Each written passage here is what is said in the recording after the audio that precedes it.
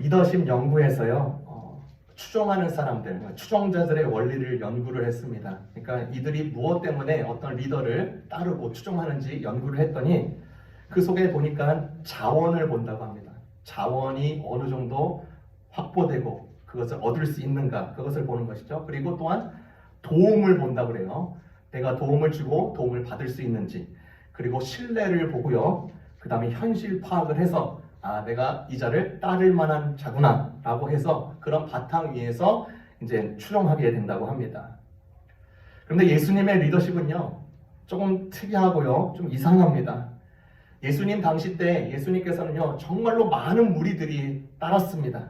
이유는 기적 때문이었습니다. 그들이 단 한 번도 이제까지 보지 못했던 기적 때문이었습니다. 그런데 그 기적에서 끝나지 않고 그 기적을 말미암아 그 본인들의 배가요, 그러니까 먹을 거를 계속 제공해 주는 거예요. 배를 배부르게 하는 것입니다. 이들은 그래서 이 예수님을 왕으로 삼으려고 했습니다. 떡을 무한대로 찍어내라, 이런 심보였죠. 그러니까 요한복음의 6장에 보면 그래서 예수님은 이들의 심리와 동기와 마음의 근원을 정확하게 보셨습니다. 그래서 요한복음 6장 26절에 예수님께서 그들을 향해서 이렇게 말을 합니다. 예수께서 대답하여 이르시되 내가 진실로 진실로 너희에게 이르노니 너희가 나를 찾는 것은 표적을 본 까닭이 아니요 떡을 먹고 배부른 까닭이로다. 그래서 예수님은 정확하게 이 말씀을 하시면서 추종하는 자들에게 오히려 체질하듯이 하였습니다. 오늘 말씀이요, 오늘 본문이요, 그런 말씀 중에 하나인 것입니다. 체질하고 키질하는 말씀입니다. 나를 따르려거든 자기를 부인하고 자기 십자가를 지고 나를 따를 것이니라 라고 말합니다. 오늘 이 본문을 통해서 저는 크게 두 가지를 여러분과 나누고 싶습니다. 첫 번째는요, 자기 부인이 있는 것입니다. 자기 부인, self denial입니다. 예수님께서 그의 성도들을 향해서, 제자들뿐만 아니라 모든 믿는 자들입니다. 성도들을 향해서 말씀하신 첫 번째는 자기를 부인하라는 말인 것입니다. 자기를 부인한다는 것은요, 인간의 자연스러운, 따를 수밖에 없는 이 이기적인 이 성격들, 성향에 대해서 거부하라는 뜻입니다. 덧붙여서요, 그리스도의 길로 행하려는 길에 뒤로 하고 반하려는 자연스러운 현상에 대해서, 성향에 대해서도 이것을 거절하라는 뜻인 것입니다. 즉 사람에 대해서, 그리고 예수님에 대해서, 가르침에 대해서, 자기의 부분과 맞지 않는 부분에 대해서 부인을 해야 된다고 예수님은 말씀하시는 것입니다. 다른 사람을 위해서요, 자신의 오랜 꿈을 포기하는 자들이 있습니다. 남을 위해서 자기를 부인하는 것입니다. 치매 병동에 있는 노모와 시간을 보내려고 휴가를 쓰는 딸의 모습이 있습니다. 자기 부인입니다. 자녀들에게 살아있는 본이 되기 위하여서 자신부터 나쁜 습관을 고치려는 부모, 왕따 당하고 있는 학생을 위해서 내가 자처해서 같이 테이블에 앉아 식사하는 학생, 식당에서 자기 차례가 되었으나 몸이 불편해 보이는 할머니, 할아버지를 보니까 먼저 순서를 양보하는 것, 다 자기 부인을 선택하는 사람들인 것입니다. 그런데 요즘 문화는요, 이러한 자기 부인을 달갑게 여기지 않습니다. 이런 광고들, 이런 캐치프레이즈가 많이 넘쳐요. 멋진 하루, 멋진 내가 되기 위해서 이것을 가지시고요, 저것을 이용하세요. 여러분의 선택은 절대로 후회가 없을 것입니다. 마음 가는 대로 행동해야 그게 진짜 당신의 모습인 것입니다. 이런 문구들에 계속 쌓여 있습니다. 현대 사회에서 중심은 오로지 자기 자신인 것입니다. 나를 위한 마케팅, 나를 위한 강의, 나를 위한 체험, 나를 위한 특별 행사, 나를 위한 철학, 나를 위한 학습. 요즘 들썩이는 뉴스 중에 하나는 당연히 의사 수급 문제로 아주 들끓고 있습니다. 여러분, 우리나라가요, 멕시코 나라에 의해서 두 번째로 인구 비율당 가장 적은 숫자의 의사 수를 기록하고 있습니다.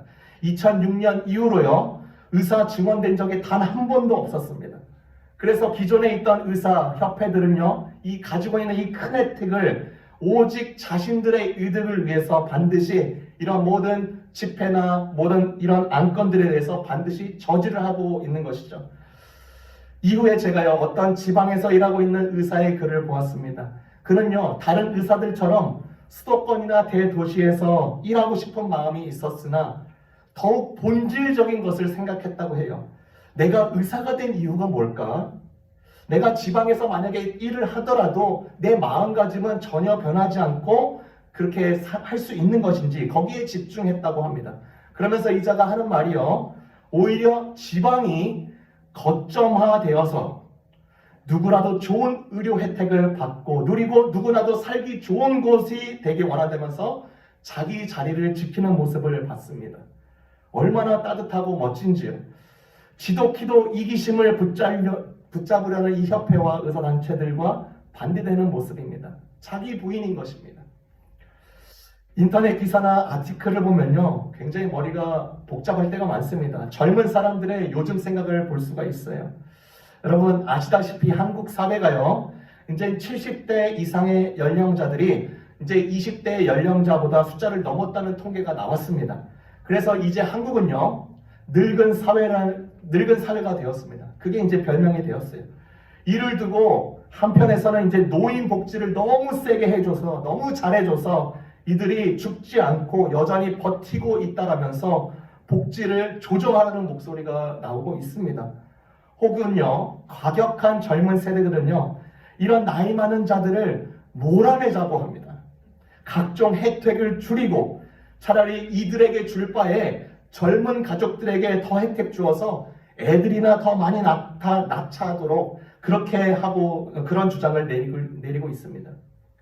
심지어 예일대학교 경제학자 교수인자가요, 이런 인구의 노령화 문제에 대해서 대책이 있다면서 내놓은 대책이 무엇인가? 노인들을 학살하자는 것입니다.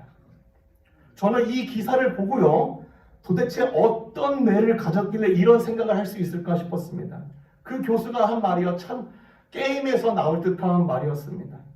다들 본인 세대들이 잘 살기 위한 방식인 것입니다. 자기 이기심에 완전히 꼬일 대로 꼬여버린 것이죠. 여러분 솔직히 한번 생각해 보십시다. 우리나라 대한민국 근간을 이룬 자들은 저희 어머니들, 아버지들 혹은 할아버지들, 할머니 세대 아닙니까? 그들이요, 모든 일제치하를 다 겪었고요, 이겨냈고요, 버텼고요, 전쟁을 겪었고요, 심각한 경제난을 누구보다도 더 심각하게 겪으셨고요, 밤낮 자는 시간도 없애가면서 다음 세대를 위해서 엄청난 희생을 하셨습니다. 국가가 부도가 될 때도 있는 돈 없는 돈 다 털어가지고 돈 금을 다 모아서 국가 부도를 막으려고 했습니다. 이들이 대한민국을 그대로 끝까지 짊어지고 여기까지 나오게 된 것입니다. 완전히 철저히 자기 부인인 것입니다. 그런데 대한민국을 위해서 이렇게 묵묵히 지킨 이들을 두고 오히려 다음 세대, 젊은 세대들은 이들을 보고 늑다리 취급하고 처리해야 될 재고품처럼 얼른 처분하라는 식으로 열을 내고 있으니까 이게 아주 비정상적인 행동인 것입니다. 진짜 머리가요, 미친 것입니다. 젊은이들은 자기 부인을 하지 않으면서 남 보고는 자기 부인을 하라는 격인 것입니다.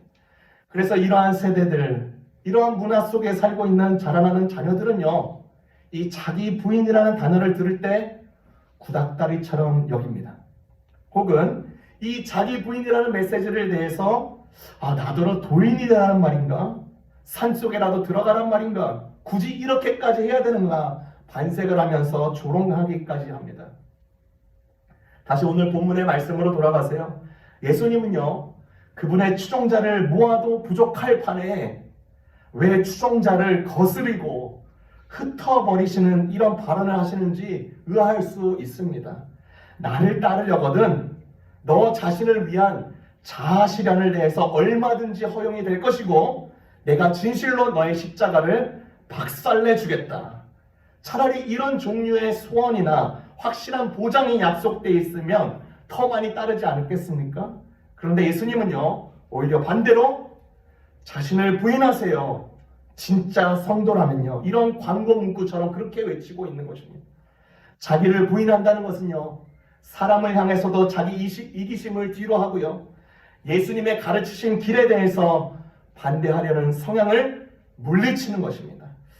예수님의 가르침은 정말로 많은 부분에서 문화를 거스르셨습니다. 모든 사람이 올라가길 원할 때 내려가라고 말씀하십니다. 세상은 이리로 가라고 하는데 예수님은 저리로 가라고 하십니다. 경제 원칙에서는요, 가장 작은 자가 가장 큰 자가 되고 꼴등이 1등이 되고 상석이 말석이 된다고 하셨습니다. 개인 관계에서는 나를 높이는 게 아니라 나보다 남을 높이라고 하셨습니다. 이 외에도요, 산상수훈에서는요, 예수님의 실제적인 가르침이 넘쳐납니다. 이렇게 예수님이 언급한 산상수훈의 가르침에는 이 예수님의 길을 따르는 자들에게 자기 부인이라는 이 정확한 메시지가 곳곳에 숨겨져 있습니다. 지난주에요, 제가 이제 예배를 마치고 미랄 단체를 섬기시는 목회자 부부와 이렇게 얘기를 하게 되었습니다. 그분들은요, 교회가 아닌 이 장애우를 위해서 이 지역 교회를 빌려서 사역을 하시는 분이십니다. 그러니까 그 네 분과 이제 목양실에서 대화를 했고요. 이런저런 얘기를 하다가 그 한 성도님이 만들어 오신 이 스프와 빵을 너무나도 맛있다고 칭찬을 해 주셨어요. 그러면서 많은 교회를 지금 이렇게 다녀보고 계시는데 교회에서 이렇게 친교를 하는 게 얼마나 귀한지 모른다고 정말 좋아하셨습니다. 여러분 알다시피 성경에서도 사도행전에 보면은 떡을 뗀다라는 말씀이 있죠. 그 구절이 괜히 있는 게 아닙니다. 네, 그만큼 친교가 중요한 것입니다. 그래서 얘기를 다 끝나갈 무렵에 제가 이분들에게 물어봤습니다. 목사님, 사모님, 혹시 저희 교회가 장애우들을 위해서 어떤 부분을 도와드릴 수 있을까요? 그러면서 그분이 하신 말씀이, 목사님, 이 스프와 빵만 봐도 실력이 대단하신 것 같아요. 만약 가시다면 1년에 한 번이라도 저희를 위해서 식사 봉사를 해주실 수 있을까요? 예, 저희 성도님들이 워낙 따뜻한 사랑으로 음식을 만들어서 정말 맛있습니다. 예, 제가 할 수 있도록 권해보겠습니다. 라고 했습니다. 여러분에게 질문 하나 해보겠습니다. 여러분, 제가 담임 목회자로서 우리 성도님들을 생각한다면 그분의 청에 대해서 어떻게 해야 되겠습니까? 어떻게든요, 이유 만들어서 죄송하지만 못하겠습니다. 어떻게든 변명을 기가 막히게 만들 수 있습니다. 어떻게든 그 날짜에 다른 약속들이나 다른 사역들로 대체하면 됩니다. 제가요, 그 모임을 마치고 제가 집에 돌아가서 아까 그분들과 나눴던 대화를 생각하고 있는데 제가 그때 당시 지지난주에 설교가 떠올랐습니다. 창립 기념 주일날 안디옥 교회에 대해서 설교를 한 것이죠. 그 교회는 사랑과 희생, 그리고 무엇보다도 순종이 있었는데 그 순종은 은혜에 대한 올바른 반응이라고 했었습니다. 그래서 제가 설교한 부분에 예수님의 산상수훈에 대한 말씀 중에 한 부분을 이야기해 줬어요. 어떤 부분이냐면 누가 오리를 가자고 하면 너는 10리를 가져와라. 그러니까 1마일을 가달라고 하면 너는 2마일을 가져라. 그때 당시에 로마 사람들은요, 길을 가다가 짐을 들었을 때 아무나 유대인들을 불러서 너 내 짐을 쥐고 1마일을 가라 라고 시킬 수가 있는 권리가 있었습니다. 그런데 그 1마일을 가달라는 로마인들의 요청에 2마일을 가주어서 넘치는 사랑으로 로마 군인들을 어리둥절하게 하라는 이 예수님의 말씀이 기가 막힌 것이죠. 그 목회자와 사모님께서 1년에 한 번 식사 봉사를 해달라는 부탁이 생각이 난 것이에요. 예수님의 말씀과 이것이 오버랩되면서 속에 이런 생각이 들었습니다. 1년에 2번 하라는 것이구나. 제 자신을 생각하면요, 우리 성도만 생각하면요, 얼마든지 예수님의 오늘 말씀을 비껴나갈 수 있는 것입니다. 그런데 예수님의 길은 확실합니다. 자기 부인이 있습니다. 예수님의 길에 반대하는 성향을 물리치는 것입니다. 개인적으로요, 그리고 교회적으로 그렇습니다. 이 자기 부인은 평생 직업인 것입니다. 평생 작업이에요. 예수님의 서는 길에 나도 계속 서는 것입니다. 나의 전적인 이기심을 떨쳐내고 성도다운 성도로 이끄시는 이 예수님의 이 선한 역사가 우리 가운데 계속 있기를 주님의 이름으로 축원합니다. 두 번째입니다. 오늘 본문에 말씀하시는 예수님은요, 자기 십자가를 강조하십니다. 자기 십자가입니다. 여러분, 십자가 이런 단어 혹은 목걸이 혹은 이런 형상들을 보면 사람마다요 다 다르게 받아들입니다. 십자가라고 하면요 사랑보다는 고통을 먼저 떠올립니다. 도저히 감당할 수 없으나 감당할 수밖에 없는 것, 기회가 있으면 그대로 내팽겨 쳐버리고 싶으나 결코 버릴 수 없는 고통의 덩어리라고 여깁니다. 그래서 혹자는 내 십자가는 시어머니야, 내 십자가는 적성에 맞지 않는 직업이야, 내 십자가는 어긋난 결혼 생활이야, 내 십자가는 도라이 같은 상사야, 내 십자가는 지루한 설교자야 라고 생각합니다. 여러분 실제적으로요 사전을 보면요 십자가라는 단어를 찾아보면 동의어를 실망, 힘든 상황, 방황, 장애, 결점이라고 나타냅니다. 그래서 만약 이런 십자가를 이런 종류의 것으로 생각하면요 이런 십자가는요 짊어지기보다는 오히려 빨리 벗어 제끼는 게 현명해 보입니다. 그래서 예수님의 수제자였던 이 베드로도요 예수님께 당당하게 말했습니다. 여보시오, 당신 예수 십자가에서 죽겠다고요? 죽지 마세요. 베드로는요 예수님의 십자가를 실망, 하나님 나라의 방해, 예수님의 앞으로의 결정으로 봤기 때문에 그렇게 얘기했던 것입니다. 여러분이 생각하는 각자의 십자가는 무엇입니까? 어떤 사람은요 자기가 사랑하는 사람이 바로 자기 십자가라고 여기기도 합니다. 사랑하는 사람은 기쁨을 주기도 하지만 기쁨만큼 고통도 준다는 것이에요. 어떤 자는요 그분의 어머니가 본인을 십자가로 여긴다고 합니다. 70, 80이 넘은 어머니가 아직도 그 일을 위해서, 철없는 아이를 위해서 기도하신다는 것이죠. 여러분 십자가에 대해서 한 단계 더 생각해 볼 수 있습니다. 착각의 십자가입니다. 어떤 사람들은 착각의 십자가를 짊어지는 경우가 있습니다. 이렇게 얘기하는 거죠. 다 십자가로 생각하고 참아야지요. 예수님께서 나를 따르는 자는 자기 십자가를 지고 따르라 하셨는데 이런 내가 가진 병도 십자가로 생각하고 견뎌야죠. 그런데 문제는요 이 사람이 가지고 있는 병의 원인인 것입니다. 이 사람은 평소에요 너무나도 많이 먹어요. 관리를 안 해요. 불규칙한 식사 생활로 인해서 언제든지 위장병이 생겼던 것입니다. 이렇듯 자기가 몸 관리를 하지 않고 잘못하고 음식에 지나친 탐욕을 부리다가 얻은 병을 십자가로 생각하는 사람들이 있습니다. 어떤 사람들은 이렇게도 얘기합니다. 지금 내가 가진 심각한 재정 상태가 지금 나의 십자가입니다. 그런데 그 심각한 재정 상태가 사실 한때 방탕하고 사치해서 생긴 것인데 그런 이유 때문에 생긴 가난을 십자가로 간주하곤 합니다. 어떤 사람들은요 자기의 이기적인 행동과 말 때문에 사람들이 멀어지고 있음에도 불구하고 오히려 사람들이 나를 멀리하고 있는 것 이 자체가 시련이라고 여기면서 십자가라고 여기는 사람들이 있습니다. 십자가에 대해서 큰 착각을 하고 있는 것입니다. 예수님께서 말씀하시는 십자가는 그런 십자가가 아닌 것입니다. 같은 십자가를 보는데도 예수님께서 같은 십자가를 말씀하시는데도 이렇게 큰 착각을 할 수 있다는 것입니다. 예전에요 수십 년 전에 일본 젊은이들 사이에서요 자살이 전염병처럼 아주 크게 퍼졌던 적이 있습니다. 누구나도요 젊은 사람들이요 자살을 하는 것이에요. 후지산에 올라가서요 분화구에 뛰어들어서 자살하는 것이 유행이 됐습니다. 별 방법을 써도요 국가가 막고 정책으로 막아도 자살을 막을 방법이 없었습니다. 어느 한 개신교 단체에서 아이디어를 해서 십자가를 만들고 거기에다가 팻말을 써놓고 그 후지산에다 꽂았습니다. 그 메시지가 이것이에요. 다시 한번 생각하십시오. 놀랍게도요 후지산에 올라가서 자살하려고 하는 이 많은 젊은이들이 이 팻말을 보고 자살을 포기하고 발걸음을 되돌렸습니다.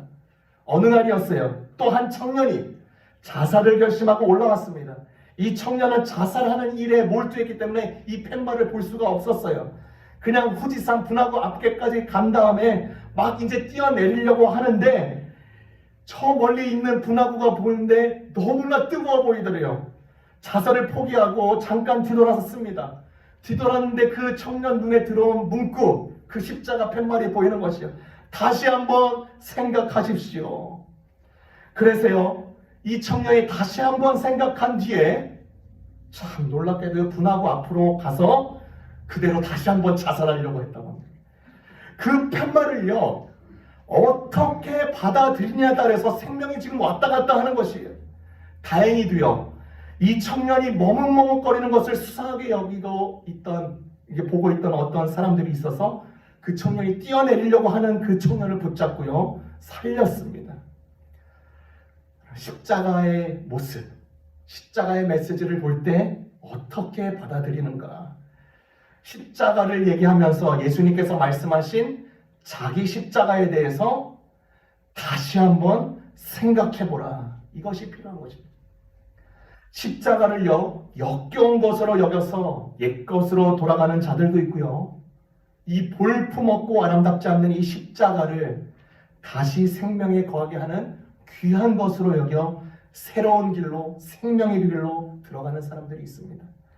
내가 단지 십자가를 은유적으로만 여겼는지, 내가 단지 십자가를 내가 잘못하고 실수한 삶의 결과로서 착각의 십자가로 여겼는지 다시 한번 생각해 보아야 합니다.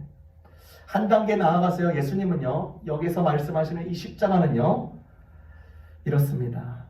1세기의 배경으로 가자면 이 십자가는 지속적인 귀찮음, 성가심, 상징적인 부담 정도가 아니었습니다. 그것은 실제로 십자가에 못 박혀 죽는 것을 의미하는 것입니다. 즉 다시 말해서요, 십자가를 진다는 것은 인간이 겪을 수 있는 가장 고통스러운 것, 굴욕적인 죽음의 수단에 직면한다는 뜻입니다.